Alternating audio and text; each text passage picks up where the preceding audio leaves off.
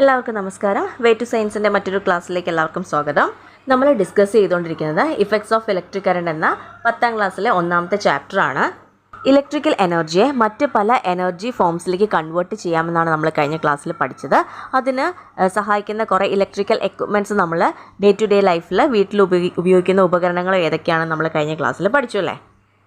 ഇനി ഇന്നത്തെ ക്ലാസ്സിൽ നമ്മൾ പഠിക്കാൻ പോകുന്നത് ജൂൾസ് ലോയും അതിനെ റിലേറ്റ് ചെയ്തിട്ടുള്ള കുറച്ച് പ്രോബ്ലംസും ആണ്. നമുക്ക് ക്ലാസ്സിലേക്ക് കിടക്കാം. Joule's law.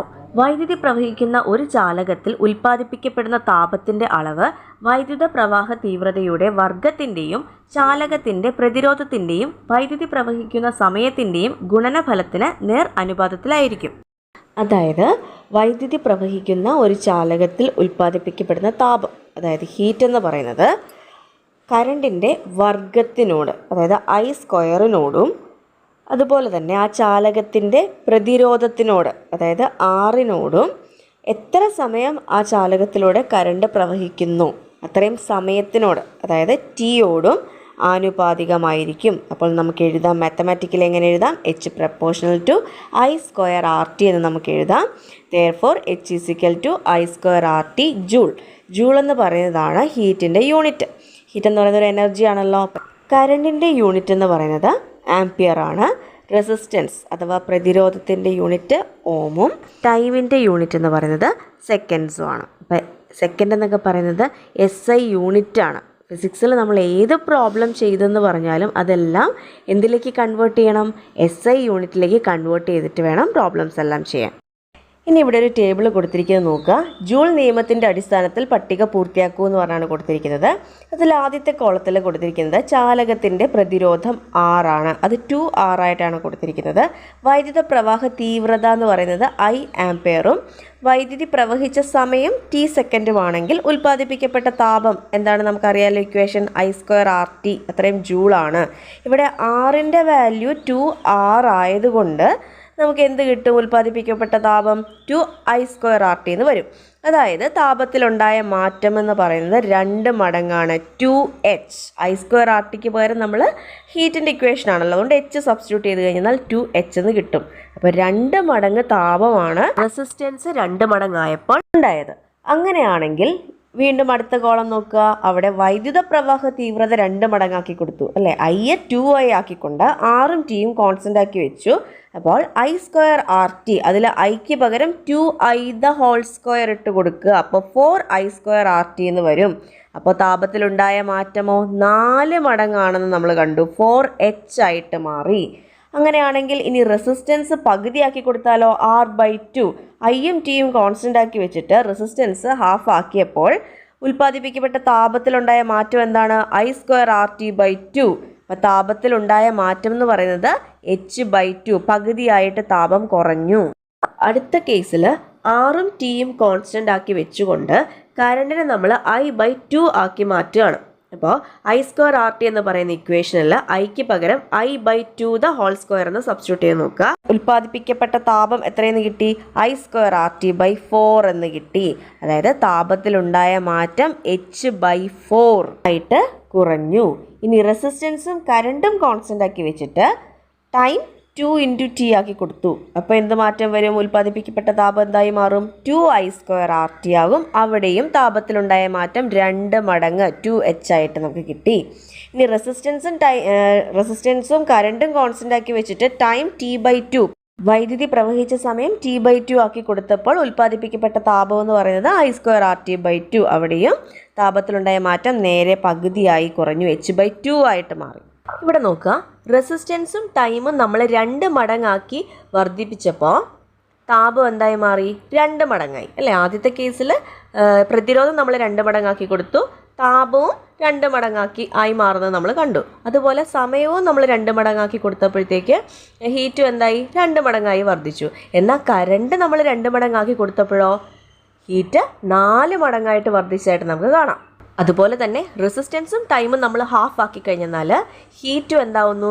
നേരെ ഹാഫ് ആവുന്നു. അതേസമയം കറണ്ടാണ് നമ്മൾ പകുതി ആക്കുന്നതെങ്കിൽ, I/2 ആക്കുന്നതെങ്കിൽ താപം എന്ത് ചെയ്യും? വീണ്ടും കുറയും, H/4 ആയിട്ട് കുറയുന്നതായിട്ട് നമുക്ക് കാണാം. അപ്പോൾ ഇതിൽ നിന്ന് നമുക്ക് എന്ത് മനസ്സിലാക്കാം? താപോൽപാദനത്തെ ഏറ്റവും അധികം സ്വാധീനിക്കുന്ന ഘടകം എന്ന് പറയുന്നത് കറണ്ടാണ്. ഇനി നോക്കുക, ഇവിടെ ഒരു എക്സ്പെരിമെൻ്റ് ആണ് കൊടുത്തിരിക്കുന്നത്. ജൂൾ നിയമപ്രകാരം ഒരു ചാലകത്തിൽ ഉൽപ്പാദിപ്പിക്കപ്പെടുന്ന താപവും കറണ്ട്, പ്രതിരോധം, സമയം എന്നിവയുമായുള്ള ബന്ധം തിരിച്ചറിയുന്നതിനായിട്ടുള്ള ഒരു എക്സ്പെരിമെൻ്റ് ആണ് കൊടുത്തിരിക്കുന്നത്. ഇവിടെ എയും ബിയും എന്ന 2 ബീക്കറുകൾ കൊടുത്തിട്ടുണ്ട്. രണ്ടിൻ്റെയും ക്വാണ്ടിറ്റി തുല്യമാണ്. 200 ml ആണ് 2 ബീക്കറുകളുടെയും ക്വാണ്ടിറ്റി. അതിൽ രണ്ടിലും നമ്മൾ 100 ml വീതമാണ് വാട്ടർ എടുത്തിരിക്കുന്നത്. എ എന്ന് പറയുന്ന ബീക്കറിൽ PQ എന്ന് പറയുന്ന നിക്രോം വയറും ബി എന്ന് പറയുന്ന ബീക്കറിൽ RS എന്ന് പറയുന്ന കോപ്പർ വയറുമാണ് കണക്ട് ചെയ്തിരിക്കുന്നത്. PQവും RSഉം ഒരേ ലെങ്തും തിക്നെസ്സും ഉള്ള വയറുകളാണ്. അതുപോലെ തന്നെ അതിൽ അമ്മീറ്റർ നമ്മൾ ആ സർക്യൂട്ടിൽ കണക്ട് ചെയ്തിട്ടുണ്ട്. സർക്യൂട്ടിലൂടെയുള്ള കറണ്ട് ഫ്ലോ മെഷർ ചെയ്യാനായിട്ട് അമ്മീറ്റർ സഹായിക്കുന്നു. സ്വിച്ച് ഓൺ ചെയ്യുമ്പോൾ സർക്യൂട്ടിലൂടെ കറണ്ട് ഫ്ലോ ചെയ്തു. അതിൻ്റെ ഫലമായിട്ട് PQ, RS എന്ന് പറയുന്ന വയറുകൾ ചൂട് പിടിക്കുകയും അത് വെച്ചിരിക്കുന്ന ബീക്കറുകൾ A-B ബീക്കറുകളിലെ വെള്ളം ചൂടാവുകയും ചെയ്യുന്നു. അതിൻ്റെ ടെമ്പറേച്ചർ നമുക്ക് തെർമോമീറ്റർ യൂസ് ചെയ്തിട്ട് മെഷർ ചെയ്യാവുന്നതാണ്. അങ്ങനെ കറണ്ട് വ്യത്യാസപ്പെടുത്തിയും സമയം വ്യത്യാസപ്പെടുത്തിയും പരീക്ഷണം ആവർത്തിക്കാവുന്നതാണ്. ഇനി നോക്കുക, കുറച്ച് ചോദ്യങ്ങൾ ചൂടെ കൊടുത്തിട്ടുണ്ട്. A-B എന്നിവയിൽ ഏത് ബീക്കറിൽ ജലമാണ് കൂടുതൽ ചൂടാകുന്നത്? കാരണം എന്താണ്? അപ്പോൾ A-B ബീക്കറുകളിൽ PQ, RS എന്ന് പറയുന്ന നിക്രോം വയറും കോപ്പർ വയറും ഉണ്ടെന്ന് നമുക്കറിയാം. അതിൽ നിക്രോം വയറാണ് PQ. നിക്രോം വയറിൻ്റെ റെസിസ്റ്റിവിറ്റിയാണ് കോപ്പറിനെക്കാട്ടിലും കൂടുതൽ. അതുകൊണ്ട് PQ ചൂട് പിടിക്കുകയും തൽഫലമായി വാട്ടറിൻ്റെ ടെമ്പറേച്ചർ റേസ് ചെയ്യുകയും ചെയ്യുന്നു. ഇതേ സർക്യൂട്ടിൽ റിയോസ്റ്റാറ്റ് ഉപയോഗിച്ച് കറണ്ട് വർദ്ധിപ്പിച്ചപ്പോൾ 2 ബീക്കറിലെയും താപനിലയ്ക്ക് എന്ത് മാറ്റം നിരീക്ഷിച്ചു? അവിടെ RH എന്ന് പറഞ്ഞ് ഫിഗറിൽ കൊടുത്തിട്ടുണ്ട് സർക്യൂട്ട് ഡയഗ്രാമിൽ. അതാണ് റിയോസ്റ്റാറ്റ്. റിയോസ്റ്റാറ്റ് ഉപയോഗിച്ചുകൊണ്ട് നമുക്ക് റെസിസ്റ്റൻസ് കൂട്ടിയും കുറച്ചും നമുക്ക് കറണ്ടിൻ്റെ ഫ്ലോയെ അഡ്ജസ്റ്റ് ചെയ്യാനായിട്ട് പറ്റും. സർക്യൂട്ടിൽ റിയോസ്റ്റാറ്റ് ഉപയോഗിച്ച് കറണ്ട് വർദ്ധിപ്പിച്ചപ്പോൾ 2 ബീക്കറിലെയും താപനിലയ്ക്ക് എന്ത് മാറ്റമാണ് നിരീക്ഷിച്ചത്? താപനില വീണ്ടും ഉയരുന്നതായിട്ട് നമുക്ക് കാണാം. കറണ്ട് പ്രവഹിക്കുന്ന സമയം വർദ്ധിപ്പിക്കുമ്പോൾ ബീക്കറിലെ താപനിലയ്ക്ക് എന്ത് മാറ്റമാണ് ഉണ്ടാകുന്നത്? താപനില വീണ്ടും ഇൻക്രീസ് ചെയ്യുകയാണ് ചെയ്യുന്നത്. ഇനി കുറച്ച് ഇക്വേഷൻസ് ബൈഹാർട്ട് ചെയ്ത് വെക്കുക. ഇതിൻ്റെ ബേസിസിൽ നമുക്ക് കുറച്ച് പ്രോബ്ലംസ് ഡിസ്കസ് ചെയ്യാനുണ്ട്. ഓംസ് ലോ നമുക്കറിയാം V = I × R ആണ്. അതിൽ നിന്ന് തന്നെ നമുക്ക് Iക്കും Rനും 2 ഇക്വേഷൻസ് കൊണ്ടുവരാൻ പറ്റുമല്ലോ. I = V/R എന്ന് എഴുതാം, R = V/I എന്നും എഴുതാം. അതുപോലെ തന്നെ Joule's law H = I² RT എന്നൊരു ഇക്വേഷൻ ഉണ്ട്. അതിൽ ഐക്ക് പകരം നമ്മൾ ഓംസ് ലോയിലെ V/R സബ്സ്റ്റിറ്റ്യൂട്ട് ചെയ്ത് കൊടുക്കുമ്പോൾ നമുക്ക് എന്ത് കിട്ടും? H = V² T/R എന്നൊരു ഇക്വേഷനും കിട്ടും. അതുപോലെ I² RTക്കകത്ത് തന്നെ ആറിന് പകരം V/I എന്നുള്ള ഇക്വേഷനും കൂടെ നമ്മൾ സബ്സ്റ്റിറ്റ്യൂട്ട് ചെയ്ത് കൊടുത്താൽ H = VIT എന്ന് നമുക്ക് കിട്ടും. ഇവിടെ ഞാനൊരു ട്രയാങ്കിളിൻ്റെ അകത്ത് VIR എന്ന് കൊടുത്തിട്ടുണ്ട്. ഇതിൽ V ആണ് നമുക്ക് കിട്ടേണ്ടതെന്നുണ്ടെങ്കിൽ V ഒന്ന് ക്ലോസ് ചെയ്ത് വെക്കുക, I × R എന്ന് എടുക്കുക. അതുപോലെ I ആണ് വേണ്ടതെന്നുണ്ടെങ്കിൽ I ഒന്ന് ക്ലോസ് ചെയ്ത് വെക്കുക, V/R എന്ന് കിട്ടും. അതുപോലെ തന്നെ R ആണ് വേണ്ടതെന്നുണ്ടെങ്കിൽ R ഒന്ന് ക്ലോസ് ചെയ്ത് വെക്കുക, V/I എന്ന് കിട്ടും. നമുക്ക് പ്രോബ്ലത്തിലേക്ക് കിടക്കാം.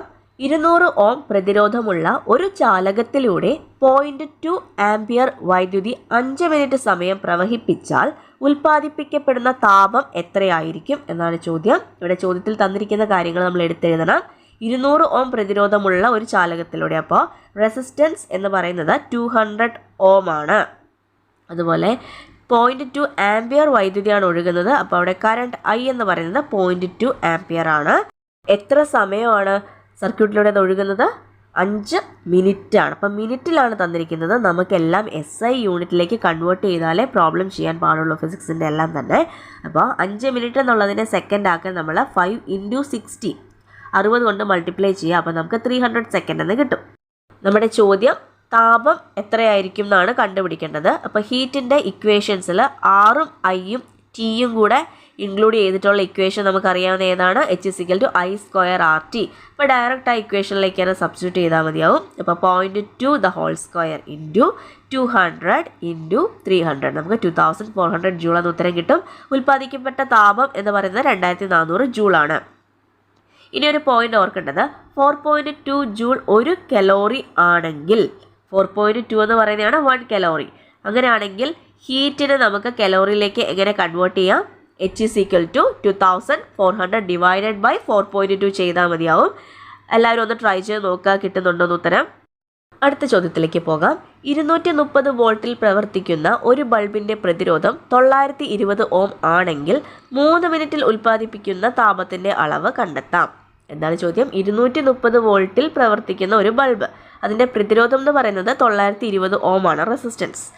അങ്ങനെയാണെങ്കിൽ 3 മിനിറ്റിൽ ഉൽപ്പാദിപ്പിക്കുന്ന താപത്തിൻ്റെ അളവാണ് നമുക്ക് കണ്ടെത്തേണ്ടത്. അപ്പോൾ വോൾട്ടേജ് തന്നിട്ടുണ്ട് 230 വോൾട്ട്, റെസിസ്റ്റൻസ് 920 ഓം തന്നിട്ടുണ്ട്, ടൈം 3 മിനിറ്റിലാണ് തന്നിരിക്കുന്നത്. നമുക്കതിനെ SI യൂണിറ്റിലേക്ക് മാറ്റണം, സെക്കൻഡിലേക്ക്. അപ്പോൾ 3 × 60 ചെയ്യുക. അപ്പോൾ സെക്കൻഡിലുള്ള ടൈം നമുക്ക് കിട്ടും. അപ്പോൾ നമുക്ക് V അറിയാം, R അറിയാം, T അറിയാം. ഈ 3 ക്വാണ്ടിറ്റീസും ചേർന്നിട്ടുള്ള ഹീറ്റിൻ്റെ റിലേഷൻ നമുക്കറിയാവുന്നത് ഏതാണ്? V² T/R ആണ് അല്ലേ. അപ്പോൾ അതിൽ Vയും Rഉം Tയും ഉള്ള റിലേഷനാണ് V² T/R. അതിലേക്ക് നമ്മൾ ഡയറക്റ്റ് സബ്സ്റ്റിറ്റ്യൂട്ട് ചെയ്ത് കൊടുക്കുക.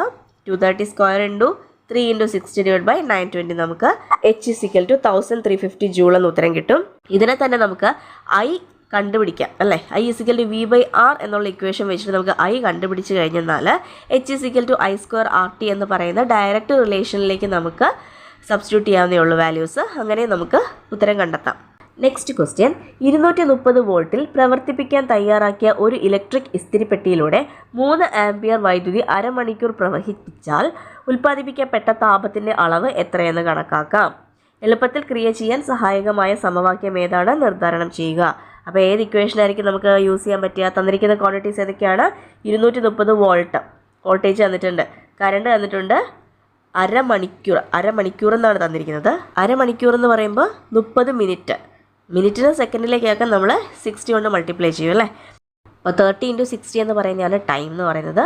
കറണ്ട് 3 ആംപിയർ തന്നിട്ടുണ്ട്. അപ്പോൾ വോൾട്ടേജ്, കറണ്ട്, ടൈം. അപ്പോൾ ഹീറ്റിൻ്റെ H = VIT എന്ന് പറയുന്ന ഇക്വേഷൻ നമുക്കറിയാം. അതിലേക്ക് സബ്സ്റ്റിറ്റ്യൂട്ട് ചെയ്ത് കൊടുക്കുക. 230 × 3 × 30 × 60 നമുക്ക് എന്ത് കിട്ടും? 12,42,000 ജൂൾ എന്ന് നമുക്ക് ഉൽപ്പാദിപ്പിക്കപ്പെട്ട ഹീറ്റിൻ്റെ അളവ് നമുക്ക് കിട്ടും. താഴെ തന്നിരിക്കുന്നത് 2 ഹീറ്ററുകളുടെ വിവരങ്ങളാണ്. Heater A and heater B. പ്രവർത്തന വോൾട്ടത എയുടേത് 230 വോൾട്ട്, ബിയുടേത് 230 വോൾട്ട്, രണ്ടും സെയിം തന്നെ. പ്രതിരോധം എയുടേത് 1150 ഓം ആണെങ്കിൽ ബിയുടെ പ്രതിരോധം കുറവാണ്, 460 ഓമേ ഉള്ളൂ. രണ്ടുപേരുടെയും പ്രവൃത്തി സമയം എന്ന് പറയുന്നത് 5 മിനിറ്റ്സ് ആണ്. അപ്പോൾ നമ്മൾ H = V² T/R, വിയും ടിയും ആറും ആണ് നമുക്ക് അറിയാവുന്നത്. അപ്പോൾ അത് റിലേറ്റഡ് ആയിട്ടുള്ള ഇക്വേഷനിലോട്ട്, ഹീറ്റിൻ്റെ ഇക്വേഷനിലോട്ട് നമ്മൾ സബ്സ്റ്റിറ്റ്യൂട്ട് ചെയ്തു. അപ്പോൾ നമുക്ക് 13,800 ജൂൾ എന്നാണ് ഹീറ്റർ എയുടെ ഉൽപ്പാദിപ്പിച്ച താപം കിട്ടിയത്. ഹീറ്റർ ബി ഉൽപ്പാദിപ്പിച്ച താപം 34,500 ജൂളുമാണ്.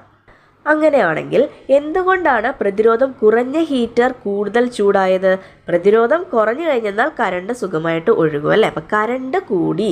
അപ്പോൾ എന്തുകൊണ്ടാണ് പ്രതിരോധം കുറഞ്ഞ ഹീറ്റർ കൂടുതൽ ചൂടായത്? കറണ്ട് കൂടി. കറണ്ട് കൂടിയാൽ ഹീറ്റ് പ്രൊഡ്യൂസ് ചെയ്യുന്നതിൻ്റെ അളവ് കൂടും. പ്രതിരോധത്തിലെ മാറ്റം ഏതു രീതിയിലാണ് താപത്തെ ഇവിടെ സ്വാധീനിച്ചത്? റെസിസ്റ്റൻസ് കൂടി വരുമ്പോൾ കറണ്ടിൻ്റെ ഒഴുക്കിനെ അത് തടസ്സപ്പെടുത്തുന്നു. കറണ്ട് കുറഞ്ഞാൽ താപവും കുറയും. നമ്മൾ നേരത്തെ വർക്കൗട്ട് ചെയ്ത ജൂൾസ് ലോയുടെ ആ ടേബിൾ മനസ്സിൽ വരണോട്ടോ ഇത് ചെയ്യുമ്പോഴേ. ഹീറ്റർ എ, ബി എന്നിവയിലെ കറണ്ട് കണ്ടെത്തി ഉൽപ്പാദിപ്പിക്കപ്പെട്ട താപവുമായി താരതമ്യം ചെയ്ത് നോക്കുക. ആദ്യത്തെ എ എന്ന് പറയുന്ന ഹീറ്ററിൽ ഉൽപ്പാദിപ്പിക്കപ്പെട്ട കറണ്ട് എന്ന് പറയുന്നത് വോൾട്ടേജ് ബൈ റെസിസ്റ്റൻസ് ആണ്. അതായത് 230 / 1150 ആണ്. അത് ചെയ്യുമ്പോൾ നമുക്ക് 0.2 ആംപിയർ എന്ന് ഉത്തരം കിട്ടും. അതുപോലെ തന്നെ ഹീറ്റർ ബിയിൽ ഉൽപ്പാദിപ്പിക്കപ്പെട്ട കറണ്ട് എന്ന് പറയുന്നത് 230 / 460 ആണ്, which is equal to 0.5 ampere എന്ന് നമുക്ക് കിട്ടും. പ്രതിരോധകങ്ങൾ ഒരു സർക്യൂട്ടിലെ കറണ്ട് മാറ്റം ഉണ്ടാക്കുന്നത് എങ്ങനെയാണ്? റെസിസ്റ്റൻസ് കൂടുമ്പോൾ കറണ്ട് കുറയുന്നു. അപ്പോൾ ജൂൾസ് ലോ എന്താണെന്നും ജൂൾസ് ലോ റിലേറ്റഡ് ആയിട്ടുള്ള പ്രോബ്ലംസും ആണ് നമ്മൾ ഇന്നത്തെ വീഡിയോയിൽ ഇൻക്ലൂഡ് ചെയ്തത്. എല്ലാവർക്കും പോർഷൻസ് മനസ്സിലായി എന്ന് കരുതുന്നു. എന്തെങ്കിലും ഡൗട്ട് ഉണ്ടെങ്കിൽ നിങ്ങൾക്ക് ഞാൻ എപ്പോഴും പറയുന്ന പോലെ തന്നെ കമൻറ്റ് സെക്ഷനിലൂടെ ചോദിക്കാവുന്നതാണ്. ക്ലാസ് ഇഷ്ടപ്പെട്ടു എന്നുണ്ടെങ്കിൽ സപ്പോർട്ട് ചെയ്യുക. താങ്ക്